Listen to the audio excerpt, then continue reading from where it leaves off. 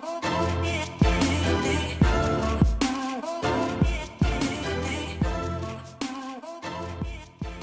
yes, welcome to another chapter of My Life, My Business. Wish I was here.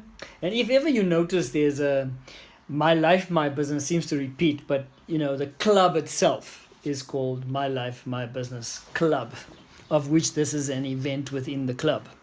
Anyway, today I thought, our theme is so much around, and has been for a while, around goal achievement. And I want to just touch a little bit on what makes the journey of, or the journey towards achieving your goals enjoyable. And I just want to touch on one aspect of it, and hopefully I'll provoke enough thought, because I thought today would be great if we can actually have a little bit more interaction around this. So I'm gonna come from a particular point of view. It's not the only view, of course not, but it's just the view that I bring to this conversation today. So hopefully it will add some value or spark enough conversation at least. So, we promoted it as, all right, how do you collaborate towards achievement of your goals? Meaning that you don't want to do it on your own, but you want to partner with others or someone other. And so I want to make this assertion this afternoon that the foundation stone to collaboration is what is known as interdependence. And quite simply, what is this interdependence, or what are the key components to interdependence? And I really want to talk about three critical components. Is that in order for you to have an interdependent relationship, the minimum of two parties, or all the parties in that relationship, have to be independent, sustainable in their own right, doing their own thing. The ability to stand on their own two feet is very, very important when you select a partner. Make sure that on their own they are fully independent. It's quite strange that I would define it that way, but that is the core component of interdependence, is that the parties that you bring together must be independent. Then those parties wanting to engage collaboratively within an interdependent relationship want basically the same thing, is wanting to engage for equal value exchange, right? Everybody benefits, but everybody benefits equally. Then, lastly, and not the only thing, but just in what I'm bringing to our conversation today, is have a desirable attitude. So if you have to pick anybody, and including yourself, are you ready to collaborate, right? What's that desirable attitude? So hopefully, these are the kinds of things I thought about. And thinking about how I partnered in the last while with different people. For me, it's generosity and the belief that it's better to give than to receive. If that is what you see in your potential partner, I reckon you're well on your way. Then, or in yourself, then someone who has the capacity to celebrate your gains without apparent or real envy, right? They can truly be happy for you. I think it's a key characteristic as well. Then somebody who is inclusive in their thinking, right? Who is synergistic, meaning the partnership is more than the association of the individual independent parts. So we're not talking about cooperation to achieve goals. We're talking about collaboration. You labor together for something shared.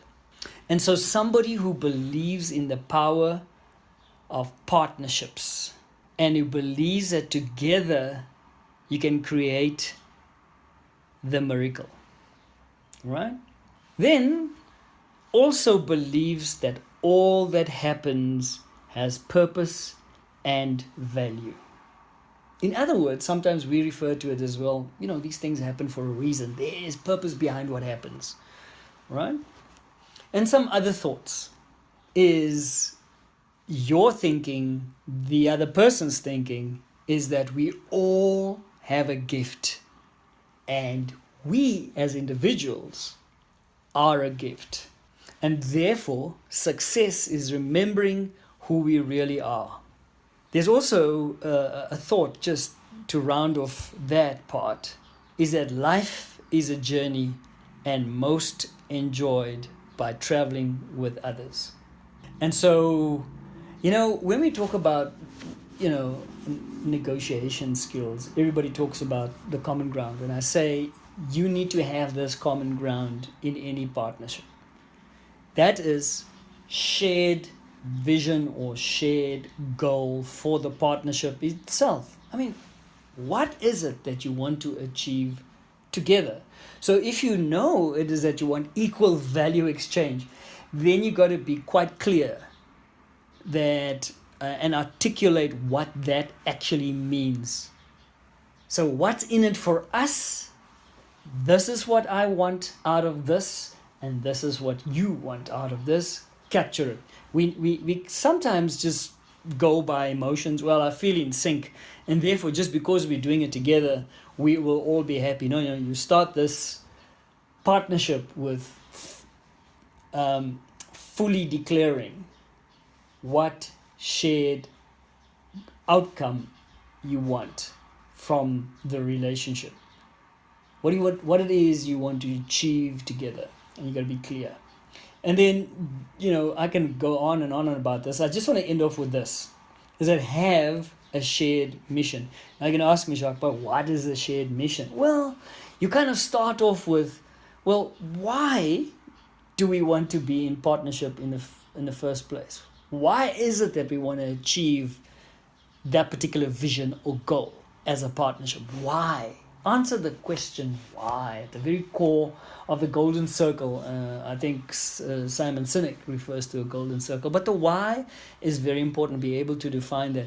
And then, now it comes down to specifics. Well, what is it that we are going to be doing as a partnership?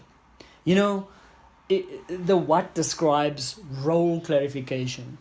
I just said earlier on is that if everyone has a gift and we are a gift, how do you deploy those gifts? How do you leverage those gifts? What are those things? Because it will inform how you partner and what your role is going to be in the partnership. Then, lastly, it is how are you going to be doing these things together? What is your approach? And a lot of the how comes down to values.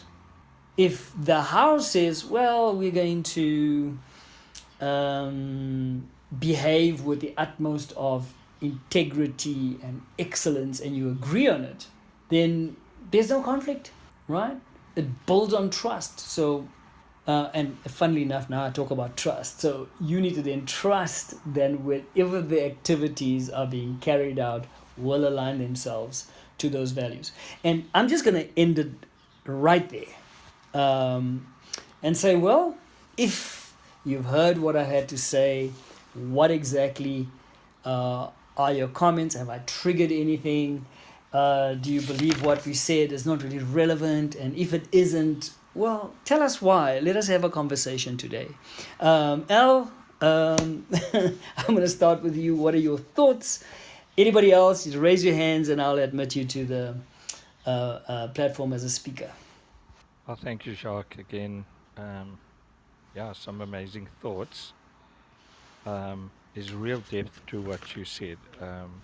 And most of the statements you made are thoughts and topics in its own. Yeah, I do have a question that can you just give a little bit more about when you come into a collaboration, you come in with gifts, uh, you come in with values, but you said it twice, but lightly so. Then you said, but remember, you are the gift coming into the collaboration. Just a little bit more on that, Jacques. All right. Thank you, Elle, for giving me the opportunity to actually unpack. But that in itself is quite deep. You're right. There are so many subtopics in all of it. But essentially, in this interdependent, collaborative relationship, recognizing that you bring a uniqueness to the relationship, things that you've been blessed with, your talents, your abilities, your experience, if you like, all right, and therefore, if everyone in that relationship recognizes that everyone has that in their arsenal, the unique gift set, talents, abilities, strengths, if you like, that you bring in, you would definitely look to harness those gifts because you know everybody actually has them. And when you look for them, you know then this is what informs the division of responsibility because we need that. We need to know who's going to do what in this relationship. There is no free ride to anybody. And this the broader principle, the celebration part, that everyone is a gift in this relationship, right? Which means it drives that central part of enjoying the journey with that person, right? So they are a gift to the collaboration, but yet they also at the same time bring with them their unique talents, skills, and strengths. And so values was just something that I added on in terms of how you are going to do things. Everyone has a value set, and we've spoken about values before, maybe in different ways, but everybody comes with their core set of values. Now, we talk about hierarchy of values, which is one thing, and then we talk about the core set of values that sits at the very core of you, and it's a virtual cycle or virtual circle of values that influences how you make decisions and how you prioritize those things. And we talk about, you want to have your values aligned, but you got to practically think about what this means. So Al, I don't know if I'm answering your question. Yes, you do. Thank you, Jacques. And again, you sharing a few other ideas that which are also ideas on its own. But we can only do so much in these few seconds, Jacques. So you come close to, and we while I say this, please, guys. Um, Somebody said last week, and Jacques, maybe a warning to us. We Somebody said last week, invited a friend and says, "Don't worry, they won't mention your name." And then I think it was either me or you. I think both of us are guilty. And then we called somebody by name, Oh, and then the person says, "You told me they're not going to mention names." So we do not do this deliberately, but it's really just in a way to connect. yes. So we want people to just put up your hand. There's a hand somewhere on your cell phone screen. Just click on it.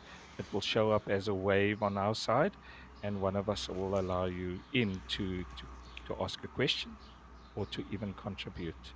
Jacques, so while people are thinking of contributing, you're coming close to saying that a collaboration, you talk about, it's almost a transition from I bring my gifts, I bring my skills, bring my talents, um, I bring myself, Correct. that I am a gift. You come close to saying that a collaboration is a coming together of purposes.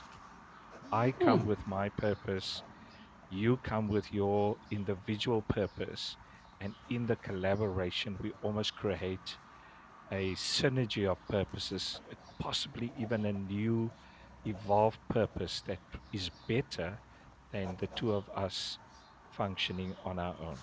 Could it be Brilliant. that? Could it be that, Jacques? Brilliant. No, Yeah, it's really a fantastic summary and exactly that.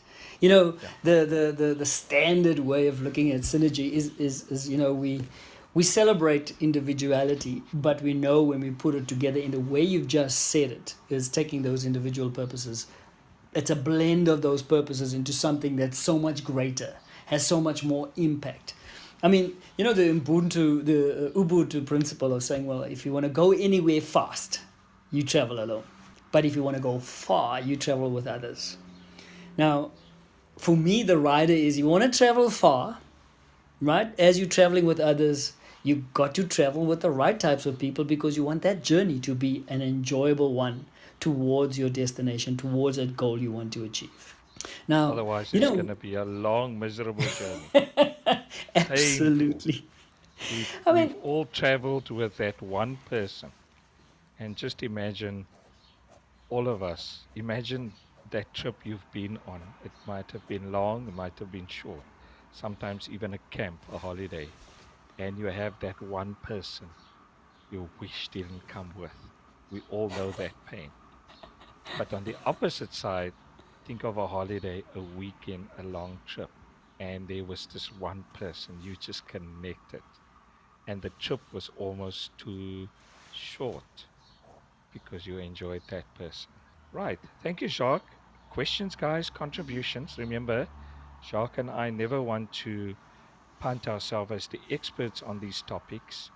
Um, but really, it would be nice to hear from some of you just a comment or a question. Yeah, no, I just wanted to contribute.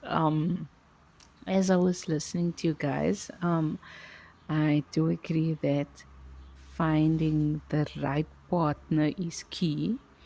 And just to share uh, a good story, I think, is that someone wanted, or someone had a vision of what he wanted to do, and I had some skills, so he asked me to help him, and I went and I helped him.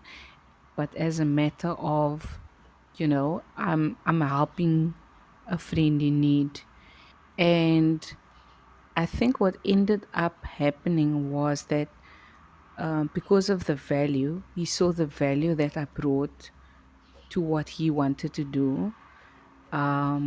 More opportunities opened up for me to work with him. Um, but then I think what was nice about that was, although I was there to help him and to support him in his vision, that journey also just gave me insight in terms of what it is that I want to do.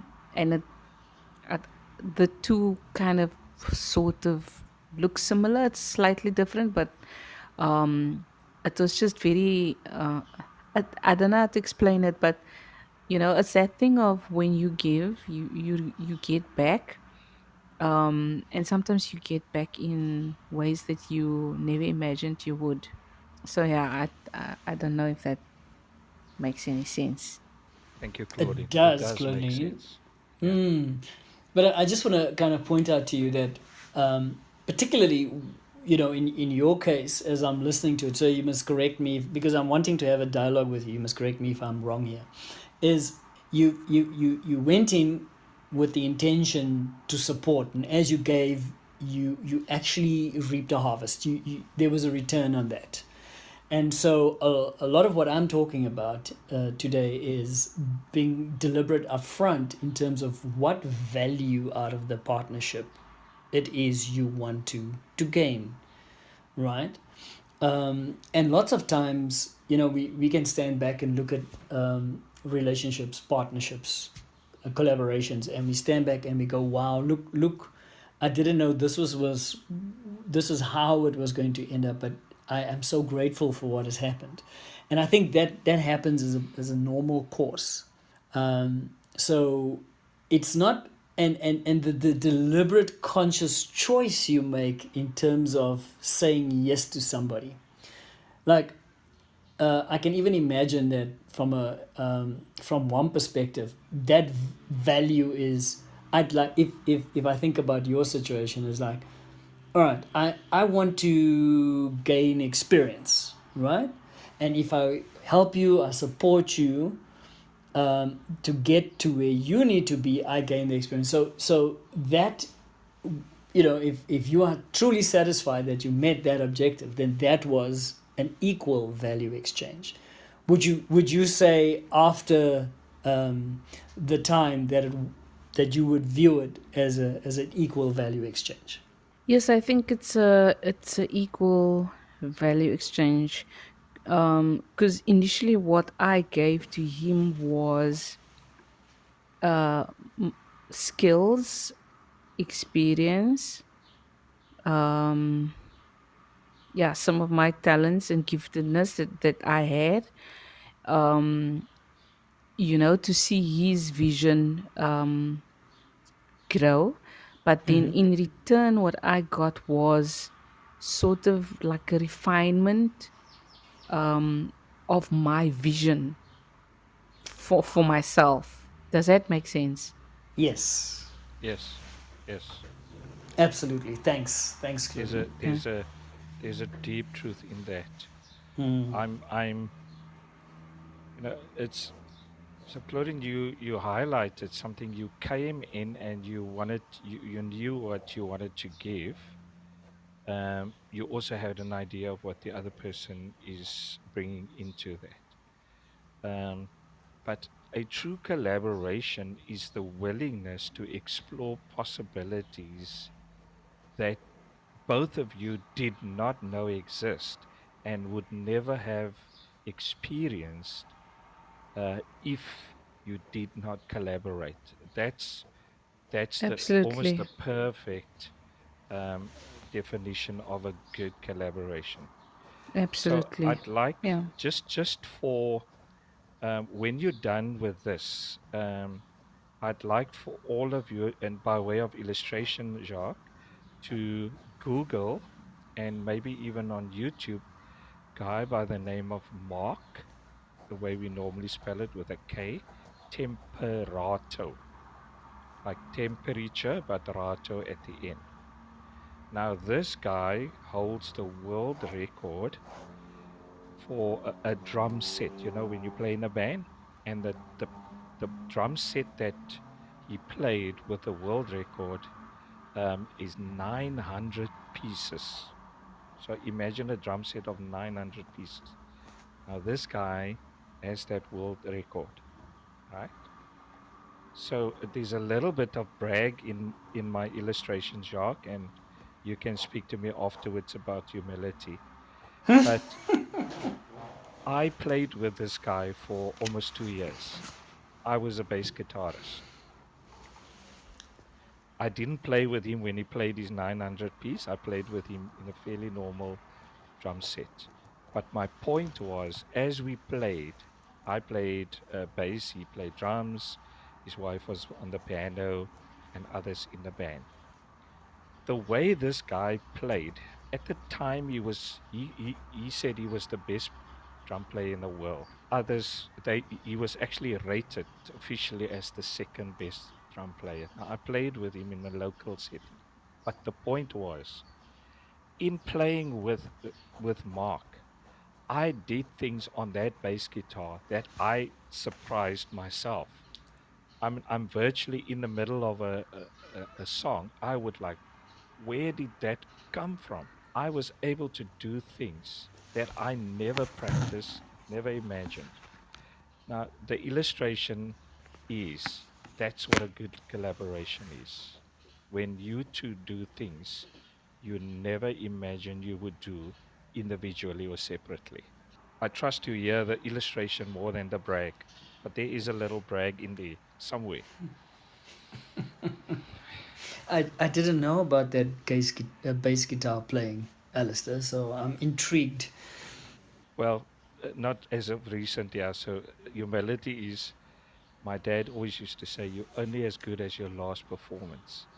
And the last I played bass was probably 90s.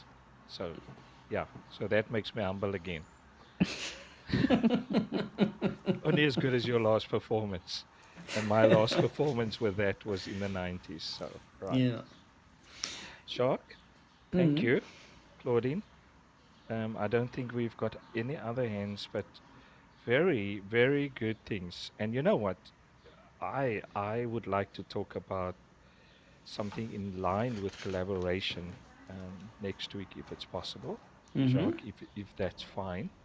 Of And course. I almost want to shock us um, to say that when you consider a collaboration, don't start with trust, start with distrust. And I'm going to leave it right there. And so now everybody's saying, "Ooh, where's that going?" I want to propose um, for next week that we have this conversation about if you're going to collaborate and partner with somebody, don't start with trust. And it's not the opposite of what Jacques says when he spoke about trust. Um, and it's going to take a little journey next week for you to see how Jacques and I actually agree when he speaks about trust today. But Jacques, are you willing for me to shock a little bit and go where just to explore? My thesis for next week is if you're going to go collaborate, don't start with trust. You can end up there, but start with distrust. And let's see where that goes. Well, this is what collaboration looks like in action, Al, isn't it? We Yeah. don't often know how we're building, but just the willingness to build together leads us into places that makes the journey exciting, worthwhile, and extremely rewarding. And thank you, Jacques. So, and together with that, because trust, I trust you with my whole heart. So we all know by now the heart is just a pump for muscles. There are scientific proofs that the heart has its own brain as well. That's another topic, right? But all Mhm. of these decisions, trusts and connections happen. It's a brain function. It's a brain function. And so we often think, and this is what I'm going to talk about next week again. We often think that when we trust somebody or when we distrust somebody, that sits in the same part of the brain. Actually, it sits in different parts of the brain. So when you trust somebody and you distrust another person, it doesn't come from the same part of the brain. We can explore that a little bit, but it will help you to understand what I'm saying. When you start with collaboration, don't start with trust, start with distrust. But let's see where that goes next week, Jacques. Thank you, Al. Yeah. Yeah, and yes, 30 minutes go by so quickly. And thank you for those of you, for all of you that have attended. The recording will publish it in the normal channel, the Mufasa Coaching Practice. You can just find it there. Al will circulate it. You can listen to this recording on Clubhouse. We just tweak it a little bit, make it sure that the volumes are all the right levels and so on. But thank you very much, and I can see that we're working our way into relationships and talking about relationships and why relationships for goal achievement. Don't forget the context. So thank you, everyone. It's been fascinating. Thank you, Al, and see you next week.